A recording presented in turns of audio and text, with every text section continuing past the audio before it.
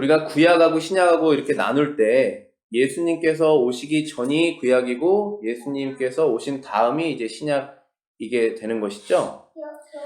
구약에서 약속이 되었던 죄인의 구원자 예수님께서 이 땅에 오신 후로부터가 이제 신약의 역사가 되는 것입니다. 신약하고 구약이 나누는 것이 예수님이 오시기 전과 이제 후로 나뉘는 것인데, 예수님이 오시기 전의 사람들은 예수님을 실제로 못 보고 하나님께서 예수님이 올 것이다라는 그 말을 믿었던 사람들이고, 이제 우리는 예수님을 눈으로 못 봤지만 눈으로 본 사람들도 있었고 그것을 기록해 놓은 것을 듣고 이제 예수님을 믿게 되는 사람들이시죠. 근데 예수님께서 십자가에서 죽으신 후에 하늘로 올라가셨을 때 성령을 약속하시고 제자들은 그 성령을 받게 됩니다. 성령을 받은 다음부터 이제 각 지역마다 예수님을 믿는 사람들이 생기는데, 그게 바로 교회입니다.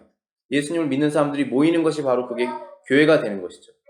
근데 신약에 이제 여러 가지 교회들이 막 생겨나는데, 신약의 제일 첫 번째 교회는 예루살렘이라는 그 지역에 예수님이 십자가에서 죽으신 그 도시에 처음으로 생겨난 것이 그 신약 성경의 첫 번째 교회가 이제 예루살렘 교회입니다. 그래서 오늘 이제 본문을 보면은 예루살렘에 그 예수님을 믿는 사람들이 어떻게 생겨났는지 그걸 지금 말하고 있는 것이 이제 사도행전 2장 말씀이 되는 것이죠. 마태복음 18장 20절에 두세 사람이 내 이름으로 모이는 곳에 나도 그들 중에 있을 것이다 라는 말씀하셨습니다.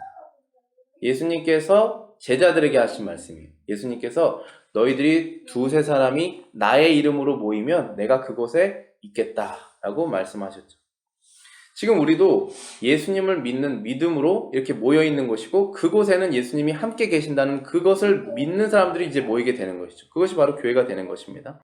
신약의 교회가 어떻게 세워졌는지 오늘 하나님 말씀 함께 보시겠습니다. 37절 보시면은, 저희가 이 말을 듣고 마음에 찔려 베드로와 다른 사도들에게 물어가로되 형제들아 우리가 어찌할꼬 라고 말했습니다. 지금 여기서 지금 베드로의 설교를 들은 사람들이 마음에 찔렸다라고 하는 표현이 있죠. 언제나 항상 이 마음에 찔림이 있는 것은 성령님께서 그 마음을 찔리게 하시는 것인데, 그 마음이 찔리려면 먼저 하나님의 말씀을 들어야지 그러한 일이 일어나게 됩니다. 우리가 지난주 몇 주 동안 베드로가 설교한 내용들을 우리가 함께 살펴보았는데, 베드로가 지금 설교한 내용은 다른 것이 아니라 계속 예수님에 대해서 설교한 것입니다. 근데 거기 있는 유대인들이 정말 하나님을 자기의 열심으로 섬기려고 그 자리에 왔던 사람들인데, 그들의 손으로 예수님을 죽인 사람들이기 때문에 너희들이 죽인 그 예수가 너희들이 믿는 그 구약 성경에서 말한 그 메시아다라는 것을 말하는 지금 설교를 들은 것이죠. 그럼 반응은 두 가지일 것입니다. 나는 그것을 믿지 않는다라는 사람이 있을 것이고, 반대로 믿는 사람들이 생기겠죠. 근데 오늘 본문에서는 그 믿는 사람들에 대한 얘기입니다. 어떻게 말했냐면은, 그 말을 듣고 마음에 찔려서 베드로와 그 다른 제자들에게 물어서 그럼 우리가 이제 어떻게 해야 되느냐라고 물은 것입니다. 우리가 잘 몰라서 이제 예수 그리스도를 십자가에 못 박은 유대인인데 그럼 이젠 우리는 어떻게 해야 되느냐라고 물어보신 것이죠. 이렇게 마음이 바뀐 것, 그것은 바로 성령 하나님께서 하시는 일입니다. 아무리 좋은 설교나 아무리 좋은 성경을 우리가 읽거나 들어도 하나님께서 우리의 마음을 바꾸시지 않으면 그런 마음의 변화가 생기지가 않죠. 근데 지금 하나님께서 이제 교회를 세우시기 위해서 이러한 일들을 하시게 되는 것입니다. 근데 우리가 여기서 하나 생각해야 될 것은, 누가 예수님을 죽였냐라는 것을 우리가 생각해 봐야 됩니다. 지금 여기 모여있는 그 유대인들이 그들이 목소리를 높여서 예수님을 죽였는데, 단지 그 유대인들만을 위해서 예수님이 죽으셨냐라는 것을 생각하면은 당연히 그렇지가 않게 되는 것이죠. 예수님이 죽으신 사람은 이 세상에 있는 모든 죄를 위해서 죽으셨고, 또 천국을 들어가는 사람들을 위해서 죽으셨기 때문에 결국은 나의 죄를 위해서 죽으셨고, 결국 내가 예수님을 십자가에 못 박은 사람이라는 것을 이 사람들이 깨닫게 되는 것이고, 우리도 똑같은 심정으로 그것을 깨달아야지 바로 그것이 거듭이 나는 것입니다. 유대인이 죽인 것이 아니라 결국은 나의 죄 때문에 예수님이 거기에 죽으셨다라는 것을 우리가 인정하고 예수님을 받아들이게 되는 것이죠. 그게 바로 마음의 변화가 생기는 것입니다. 로마서 5장 8절에 우리가 아직 죄인이었을 때 그리스도께서 우리를 죽으심으로 하나님께서 우리에 대한 자기의 사랑을 확증하셨다라는 말이 있습니다. 이건 무슨 뜻이냐면은 하나님은 멀리에 계시고 하나님은 내가 눈으로 본 적이 없는데 하나님이 나를 사랑하는 것을 어떻게 확실하게 알려주셨냐라는 것이죠. 그것은 내가 죄인이었을 때, 우리가 죄인이었을 때 하나님께서 자신의 아들을 십자가에서 죽이셔서 하나님이 우리를 얼마나 사랑하시는지를 보여주었다라고 하는 것입니다. 그렇기 때문에 사람이 하나님의 사랑을 알려면 반드시 예수님을 알아야 되는 것이죠. 그래서 예수님 빼고는 하나님의 사랑을 말할 수가 없는 거예요. 우리에게 뭐 먹을 걸 줬다, 아니면 안 다치게 해줬다, 아니면 가정에 무슨 일이 없다라는 그거로는 하나님의 사랑을 알 수가 없어요. 왜냐하면 그것이 없어지면 하나님이 나를 안 사랑하는 사람처럼 돼버리잖아요. 내가 다쳤다, 아니면 가정에 불화가 생겼다, 아니면 뭐 직장을 잃었다, 그러면 하나님의 사랑이 없어진 게 아니잖아. 하나님은 늘 똑같은 사랑을 하고 계시거든요. 그러니까 예수님께서 나를 위해서 뭘 하셨는지를 내가 알아야 하나님이 나를 얼만큼 사랑하는지를 안다는 얘기를 하는 거예요, 지금. 그래서 이 사람들이 그걸 깨닫게 된 거죠. 지금 나의 죄를 위해서 그분이 죽으셨다는 것을 깨닫고 이제 우리는 어떻게 해야 되느냐라고 구원의 길을 물어본 거죠. 하나님께 내가 구원받는 길이 무엇이냐 했을 때 이제 베드로가 38절에 이렇게 얘기합니다. 너희가 회개하여 각각 예수 그리스도의 이름으로 세례를 받고 죄사함을 얻으라. 그리하면 성령을 선물로 주리라. 지금 여기에서 몇 가지를 말하고 있는데 첫 번째는 회개, repent라고 나오죠. 두 번째는 세례, baptize라고 나오고 세 번째는 죄사함, 다음에 성령 이렇게 나옵니다. 회개라는 것은 뭐냐면은 이제 repent라는 것은 뭐냐면은 결국은 하나님은 여기에 계시면 죄는 여기 있습니다. 우리가 가만히 원하는 것을 하면 항상 여기로 갑니다. 근데 하나님은 이쪽에 계시는 거죠. 그래서 회개는 뭐냐면 이쪽으로 가던 내가 돌아서 하나님께로 가는 겁니다. 이쪽으로 가던 내가 멈춰서 잘못했구나 하고 거기서 멈추는 것이 아니라 하나님께로 돌아가는 것이 회개입니다. 그걸 하라는 것이죠, 지금. 그 다음에 세례를 받으라고 말했는데 요한복음 3장 18절부터 19절에 그를 믿는 자는 심판을 받지 아니하는 것이요 믿지 아니한 자는 하나님의 독생자의 이름을 받지 아니하므로 벌써 심판을 받은 것이라. 그 정죄는 이것이니 곧 빛이 세상에 왔으되 사람들이 자기 행위가 악함으로 빛보다 어둠을 더 사랑한 것이라 라고 말씀하셨습니다. 그러니까 우리가 예수님을 믿는 사람이 세례를 받아야 되는데 그 세례라는 것은 믿음이 없으면 세례를 받을 수가 없죠. 근데 믿지 않는 이유가 뭔지를 이제 하나님께서 말씀하시는데 우리는 믿고 싶으면 믿고 믿지 않고 싶으면 믿지 않는다라고 생각하는 것인데 믿지 않는 데는 그 깊은 이유가 있다라는 것이죠. 그 깊은 이유는 뭐냐면은 우리가 다 이 사랑의 문제입니다.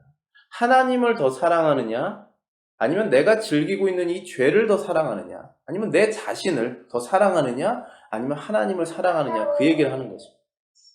결국은 우리가 하나님을 사랑하는 것보다 내가 원하는 것을 더 사랑하게 되면 절대로 예수님을 믿을 수가 없죠. 그럼 예수님을 믿는다는 뜻은 뭐냐면 내가 하나님을 이제는 더 사랑하겠다는 그러한 고백입니다. 그러한 고백이 일어나는 사람은 반드시 세례를 받아라라는 얘기를 하는 것입니다. 그것이 일어나는 것도 하나님의 은혜인데 그 은혜를 받았으면 거기에서 멈추는 것이 아니라 반드시 세례를 받으라고 말씀하십니다. 그것은 뭐냐면은 믿는 사람들이 이제 공적으로 교회 앞에서 내가 믿음을 얻었다는 것을 공포하는 것이 바로 세례가 되는 것입니다. 베드로가 또 그렇게 되면 성령을 받을 것이다 라고 하는 것인데 이 성령이라는 것은 하나님의 자녀인지 아닌지를 알려주는 하나의 또 잣대가 됩니다. 이 성령은 하나님의 영이 성령인데 우리 안에 이제 성령이 있는지 없는지로 내가 하나님의 자녀인지 자녀가 아닌지를 알게 되는 것이죠. 근데 성령을 받는 것도 이 말씀을 읽으면서 어느 순간 우리 안에 성령이 들어오셔서 그 다음부터 성령이 딱 계시게 되는 것이고 그러면은 우리가 성령을 받은 다음에 내가 성령이 있는지 없는지는 어떻게 아느냐 하면은 당연히 하나님이 원하시는 것을 내가 하고 싶도록 내 마음속에서 계속 이렇게 일을 하시는 그분이 계시느냐라는 것이죠. 우리가 죄를 지었을 때, 죄를 짓고자 할 때 그것을 막으시는 분이 계신지, 우리가 하나님께로 더 나아갈 때 거룩한 그 영향력을 더 주시는 그분이 계신지를 계신지를 보고 우리가 알 수가 있는 것입니다. 39절에서는 이렇게 말씀하십니다. 이 약속은 너희와 너희 자녀와 모든 먼데 사람 곧 주 우리 하나님이 얼마든지 부르시는 자들에게 하신 것이라 라고 말씀하셨습니다. 사도행전 16장 31절에는 주 예수를 믿으라 그리하면 너와 내 집이 구원을 받으리라 라고 말씀하셨습니다. 항상 하나님께서 이 구원을 말씀하실 때 그 믿는 자와 그 집안 그리고 그 자녀를 항상 함께 얘기하십니다. 그게 왜 그렇게 되는 것이냐면은 하나님께서 항상 그 사람들을 구원하실 때 사람을 통해서 구원을 하시고 부모를 통해서 그 자녀들이 그 믿음을 얻을 수 있는 그 기회를 주시는 것이죠. 그 이유는 하나님께서 그 믿음이라는 것을 한 부모에게 주었을 때 그 믿음을 얻은 사람이 그 성경 말씀을 믿게 되면서 그 성경 말씀을 알려주지 않을 수가 없게 되는 것이죠. 그 말씀을 가지고 말하는 사람이 있다는 것 자체가 그 가정의 축복이 되는 것이죠. 그러면서 그 자녀들은 어렸을 때부터 부모가 가르치는 그 하나님의 말씀을 통하여서 하나님을 자연스럽게 믿게 되고 또 성령님께서 그렇게 가족을 구원하시는 그 역사를 진행해 오셨습니다. 그래서 그 사람들은 구원을 받을 수 있는 기회가 열리게 되는 것이죠. 한 사람을 통하여서. 또 베드로가 말하기를 모든 먼데 사람까지도 구원을 받을 것이다 라고 말했는데 이것은 유대인들뿐 아니라 모든 이방 사람들, 전 세계에 있는 하나님의 자녀들이 구원을 받을 것이다 라고 말하였습니다. 하나님이 얼마든지 부르시는 자들에게 하신 것이다 라고 말씀하셨습니다. 하나님께서 택한 사람들이 그 말씀을 받고 회개하게 된다라는 말씀을 하신 것입니다. 하나님께서 구원하시는 그러한 사람들이 있는데 여기 성경의 표현으로는 얼마든지 부르시는 자들을 구원하신다라는 표현을 썼습니다. 그것은 하나님께서 자신의 자녀들을 한 명도 빠짐없이 구원하신다는 것입니다. 우리도 자녀가 있는데 그 자녀가 길을 잃거나 아니면 어떠한 어려움에 빠지면 끝까지 찾아가서 구하는 것이 부모의 마음이겠죠. 근데 하나님께서는 항상 우리와 하나님과의 관계를 아버지와 아들, 딸들의 관계라고 표현하시면서 그 사랑의 조건이 없는 관계잖아요. 그 자녀와 부모의 관계가. 그런 것으로 우리를 표현하시면서 하나님께서 그 부르시는 사람들이 있는데 유대인들, 요 작은 그룹의 그 유대인들 뿐만 아니라 거기를 넘어서 그때 당시에 젠타일이죠. 이방인들, 모든 유대인들 빼고 나머지 사람들에도 하나님이 부른 사람들이 있다라고 말한 것이죠. 근데 그 부른 사람들을 단 한 명도 빠짐없이 구원하시겠다는 것입니다. 예수님께서 이 땅의 마지막에 다시 오실 때 그 마지막에까지 구원하는 그 사람들이 구원이 되면 다시 오신다라고 하는 그 성경의 약속들이 있습니다. 구원이 온 세상에 전해진 다음에 그 다음에 오신다고 하셨으니까 그것은 구원을 듣고 하나님이 선택한 그 모든 이방의 자녀들이 다 구원받은 후에 그때 하나님의 최종 심판이 있을 것이다 라는 말씀을 하신 것이죠. 그리고 지금도 그 유예기간이 계속적으로 진행되고 있는 것이죠. 아직 오시지 않았으니까. 40절 지금 말씀 40절 보시겠습니다. 40절에는 또 여러 말로 확증하여 권하여 가로되 너희가 이 패역한 세대에서 구원을 받으라. 지금 계속 베드로가 이야기하고 있는 것은 유대인들이 그럼 우리는 어떻게 해야지 구원을 받느냐라는 그런 얘기를 하고 있는 것입니다. 그때 베드로가 하는 말이 여러 말로 말하면서 하는 말이 이 세대에서 구원을 받으라 그럽니다. 여기서 그 세대라는 것은 perverse generation이라고 그러는데 결국은 그 제너레이션만 패역한 거 아니죠. 그냥 이 사람 전체가 패역한 거죠. 하나님이 맨 처음에 사람을 아름답게 지으셨는데 거룩하게 만드셨는데 사람이 죄를 지은 다음부터 아름답지 않게 되죠. 그리고 거룩하지 않게 되죠. 그 무리에서 나오라는 얘기를 하시는 것입니다. 지금 하나님께서 하시는 말씀이. 그런데 우리가 세상에서 나온다라고 하는 뜻이 산으로 들어가라는 말이 아니죠. 불교나 그런 데서는 산으로 들어가잖아요. 이 세상은 악하고 나는 산으로 들어가야겠다. 그런 것이 아니라 그 영적인 것을 말하는 것입니다. 세상 사람들하고 똑같이 살아가지 말고 하나님께서 너네들을 맨 처음에 거룩하고 아름답게 만들었던 그것을 회복해야 된다라는 말씀을 하시는 것이죠. 구원을 받는 방법이 바로 그것입니다. 패역한 그 죄를 짓는 그 세상으로부터 구분이 되어라. 하나님이 원하시는 그런 사람이 돼야 된다는 것입니다. 우리도 이 성령님의 그 음성을 따르지 않고 우리가 예민하게 하나님의 음성을 따르지 않으면 세상에 속해서 우리가 세상 사람인지 아니면 하나님의 사람인지를 구분이 안 될 수가 있죠. 그러나 구원은 반드시 거기로부터 빠져나와야지 구원을 받는다고 말씀하고 계시는 것입니다.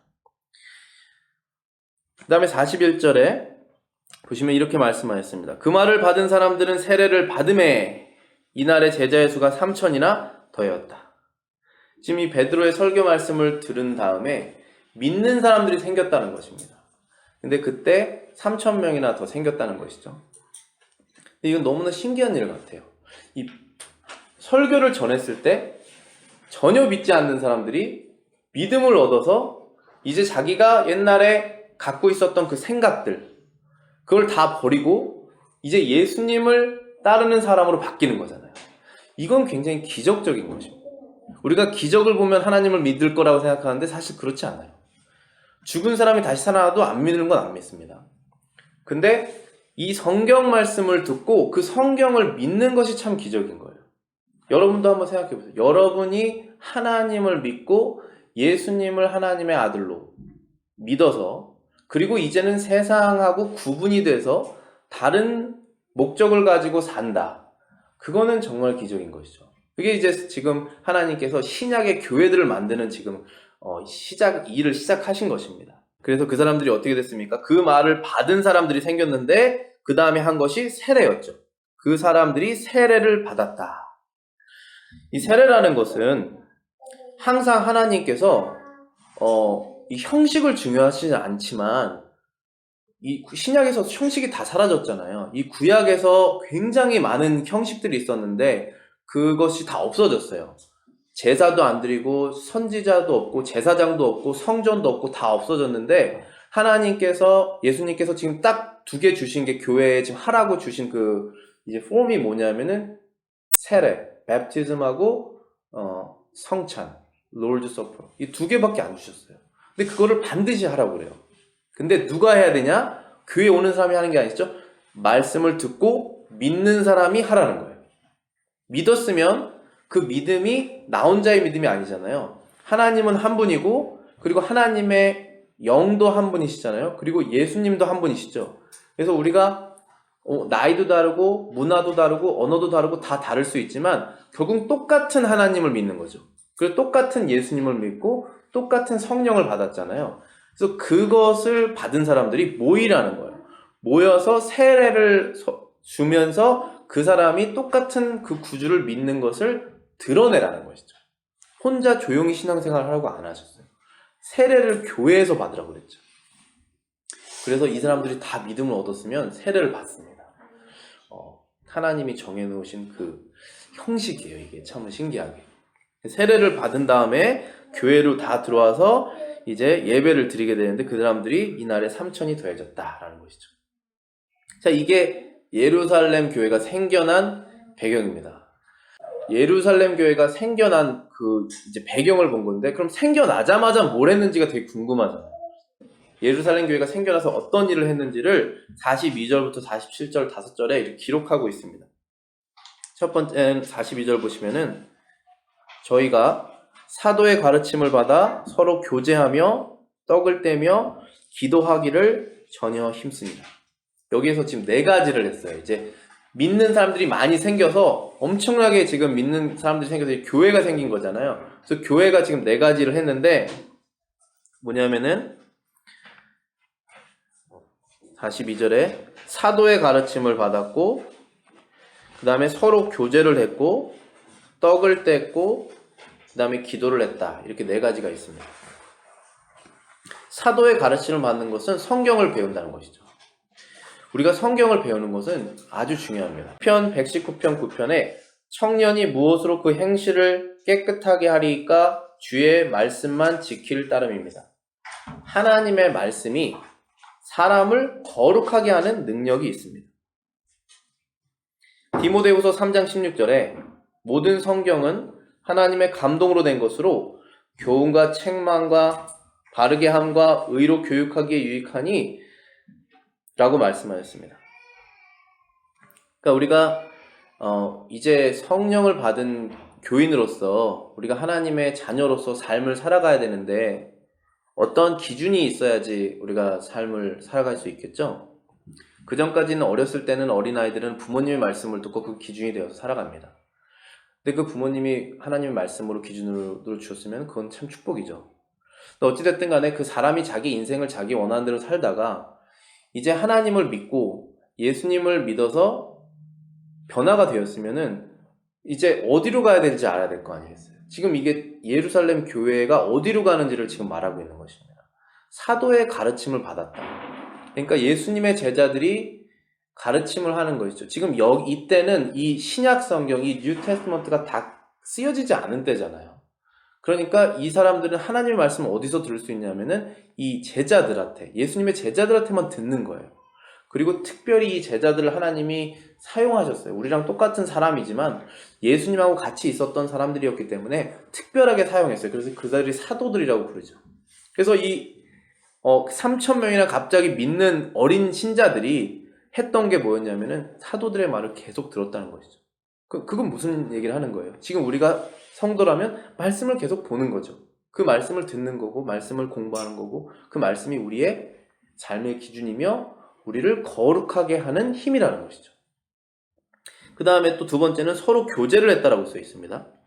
여기서 교제라는 것은 펠로우십인데 그것은 사랑의 교제입니다. 사랑의 교제라는 것은 무엇이냐면은 서로 무난하고 서로 돌보고 오래 참고 허물을 용서하고 친절하고 선을 행하는 그러한 관계가 형성되는 것입니다.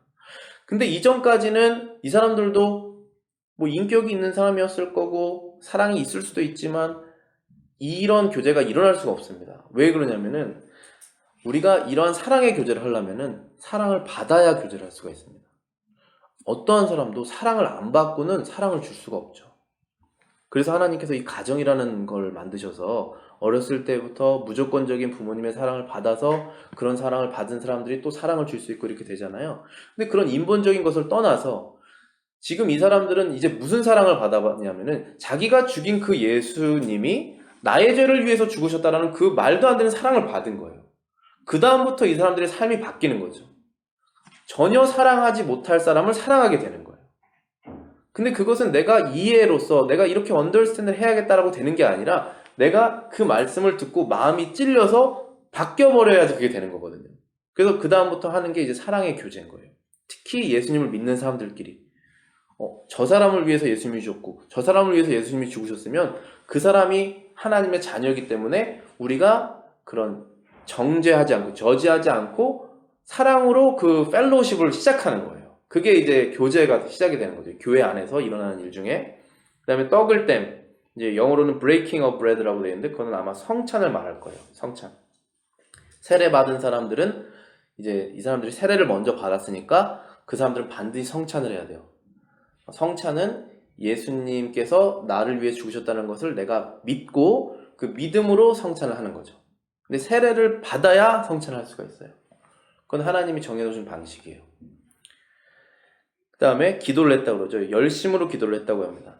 이 기도라는 것은 주문도 아니고 어떤 거냐면 기도는 하나님께 얘기를 하는 거예요.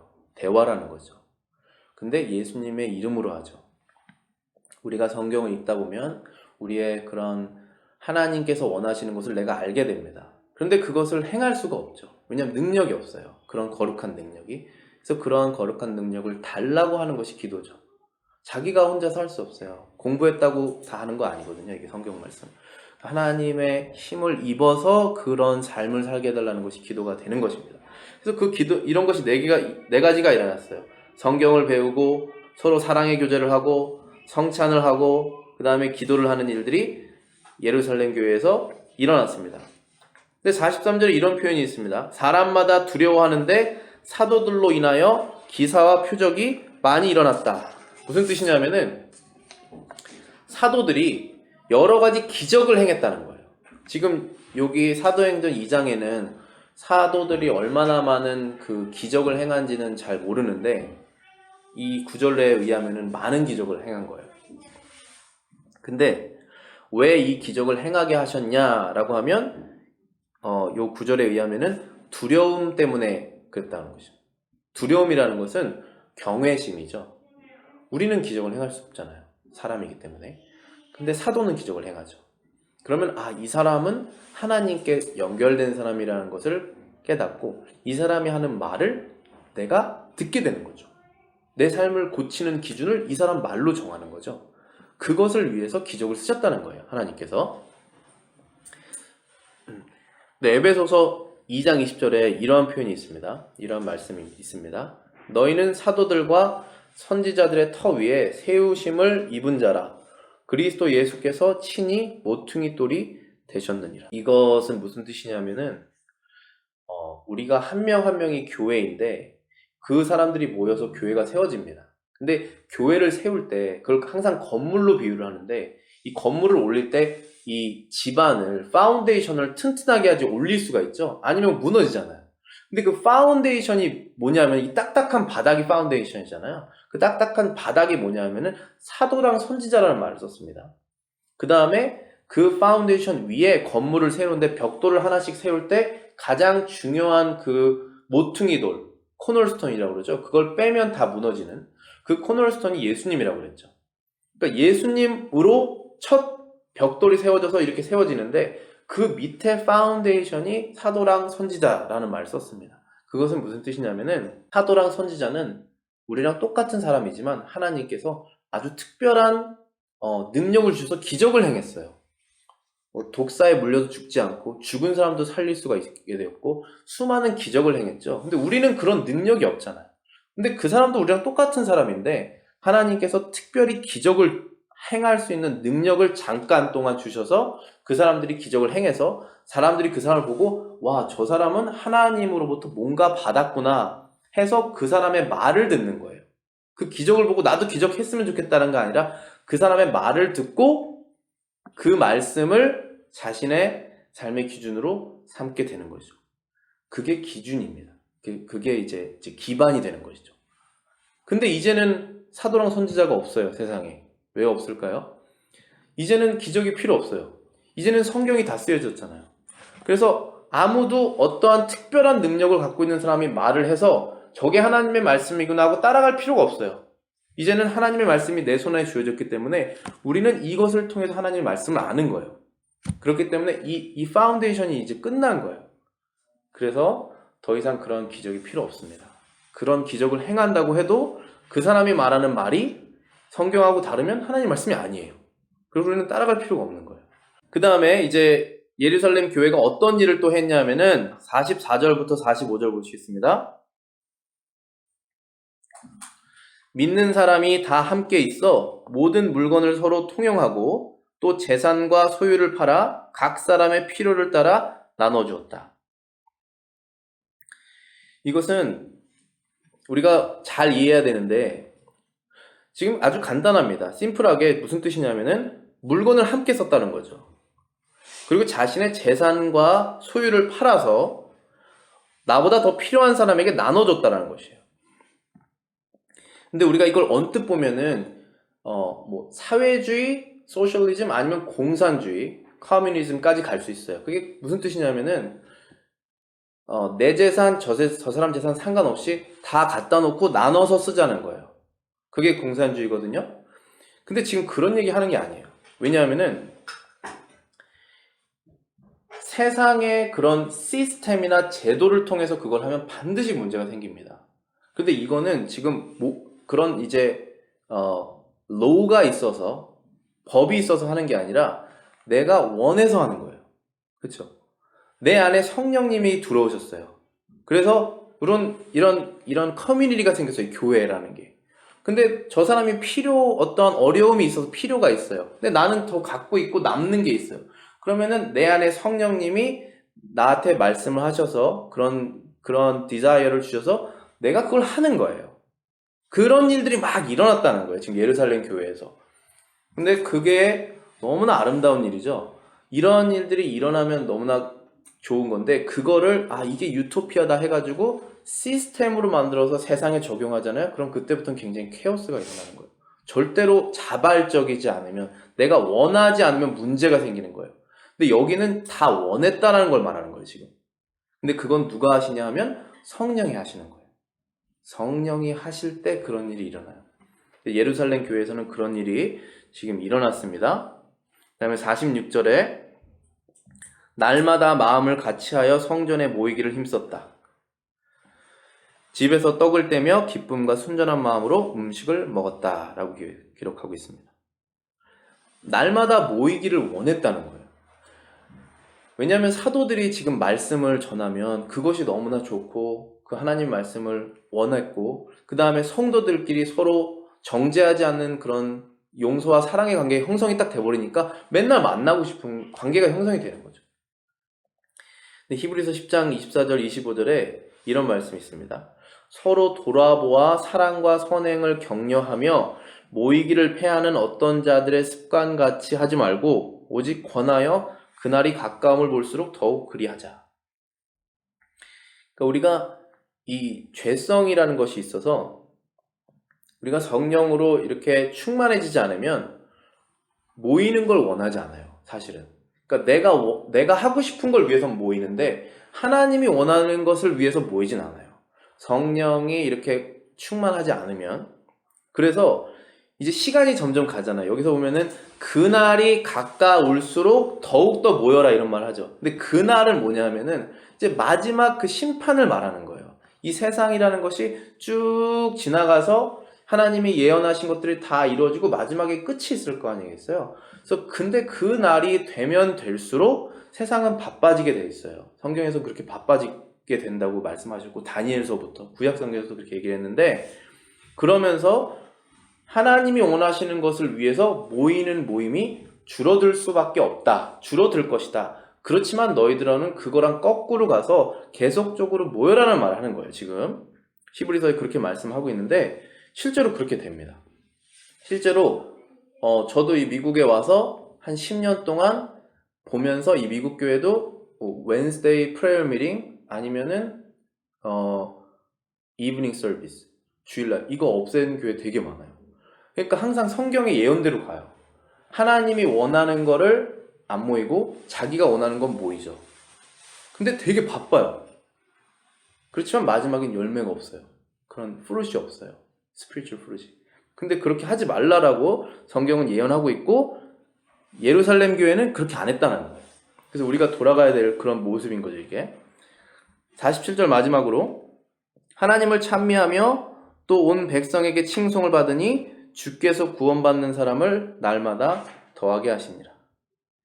예루살렘 교회가 지금 하나님을 늘 찬양하는 그러한 사람들이었고 그리고 온 백성에게 칭송을 받는다는 뜻은 교회를 다니지 않는 사람도 예수님을 믿지 않는 사람도 그 예루살렘 교회 사람들을 보고 인정을 했다는 것이죠. 칭찬을 했다는 것이죠.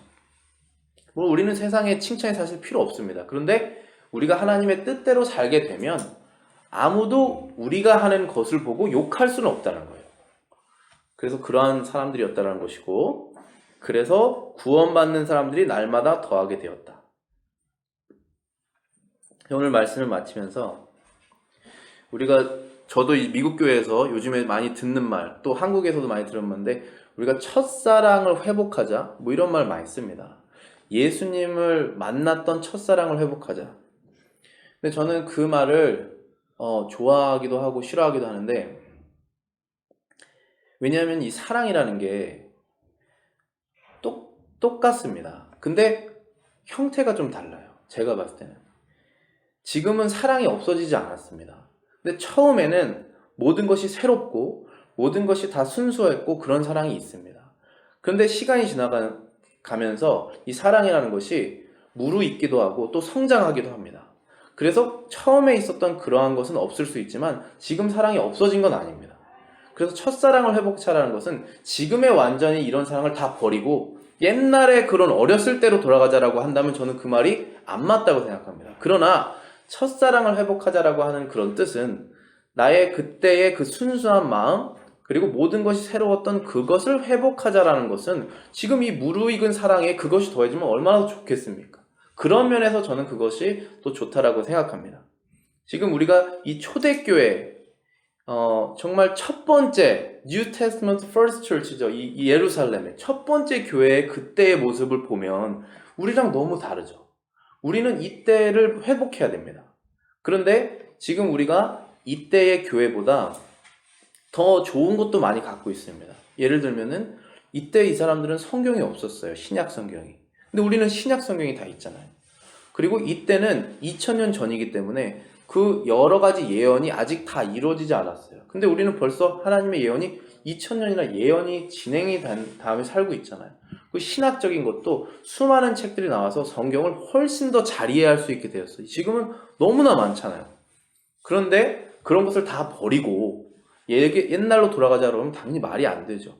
하나님께서는 이 프로그레시브, 점점 우리의 이해가 높아지도록 하십니다. 그래서 이 교회도 옛날보다 지금이 훨씬 더 많은 것을 갖고 있습니다. 그러나 첫사랑을 회복하자라고 하는 그런 면에서 우리가 처음에 예수님을 믿었던 그런 열심, 순수함, 그것을 회복해야 되는 것을 우리가 이 초대교회의 첫 번째 교회를 통해서 알 수가 있죠. 이거는 제가 여러분들에게 굳이 말하지 않아도 다 아는 내용이 될 것입니다. 그래서 그러한 것들이 우리 마음속에 일어나는, 회개하는 심령이 일어나고 말씀을 사모하는 그런 마음, 모든 것이 하나님의 것이라는 것을 고백하고 또 그렇게 쓸 수 있는 그러한 마음, 모여서 힘써 기도하기를 원하고 성도 간의 그런 친밀한 교제를 정말 원하는 그러한 마음이, 그러한 회복이 또 저랑 여러분들 사이에 일어나기를 소망하겠습니다.